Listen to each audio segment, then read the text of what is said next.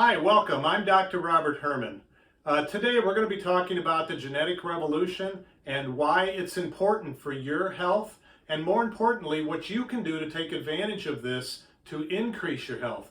If you're having a chronic health problem like an autoimmune condition, hypothyroidism, rheumatoid arthritis, maybe a digestive problem, knowing genetics and how you can affect that, it can be very helpful for figuring out what the root cause of your problem is and how to deal with it. So some of this gets technical, but don't get discouraged. It'll all make sense in the end, and you will receive one video by email every day, and so that's how we get this information to you. Okay, so we value your time. Our time is important too, so we try to make these videos short and concise, but packed with a lot of information. So let's get started. We all know about DNA and the double helix. You hear a lot about that, and we know that, I think everybody knows that DNA is how biological systems transfer traits from the parent to the offspring. And that's why you look and sometimes act like your parents. But one thing that is not generally known about DNA is DNA has the code to produce proteins in your body.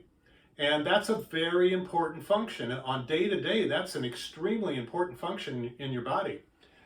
So how does your body make those proteins? How does it take that DNA information and turn it into proteins? So DNA has the code to make proteins. And proteins are made up of amino acids. Amino acids, there are 20 of those, and some can be made by your body. Some of them you have to get in your diet. But your body will take those amino acids and string them together into a long string, almost like a pearl necklace. And it'll take these amino acids, and after they're strung together, it's going to take them and fold them into the protein that your body needs. The average protein is 150 amino acids long. There are some proteins that are up to 20,000 amino acids long, which is pretty remarkable. So how does your body do that? How does it make those proteins?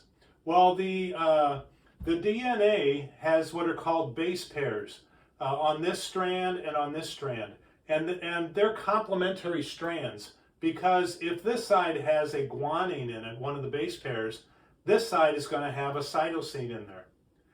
If this side has an adenine, this side is going to have a thymine. That's just how it matches up. So in some ways, this strand is symmetrical or similar to this strand. So let's say your body wants to make a protein.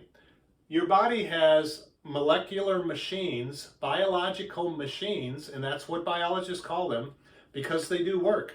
This molecular machine will fit over top of the DNA in the space where the protein is where the code for that protein is, and it will unwrap the DNA. It'll untwist it.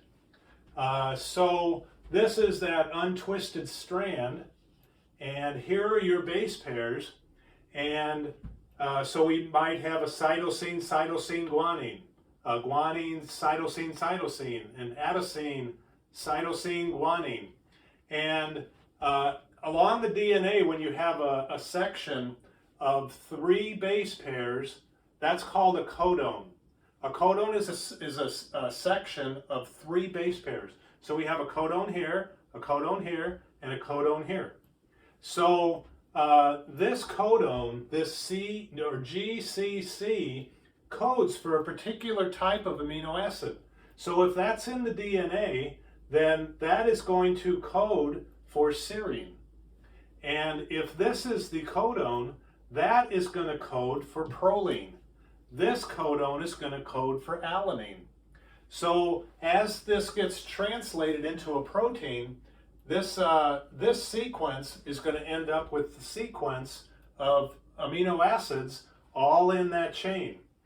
There are an estimated, although nobody knows for sure, about 20,000 different proteins in your body, which is just a remarkable thing that your DNA has the information for coding 20,000 proteins in a very specific order. But what happens if one of these letters is wrong? What happens if instead of an A here, there's a C or a G?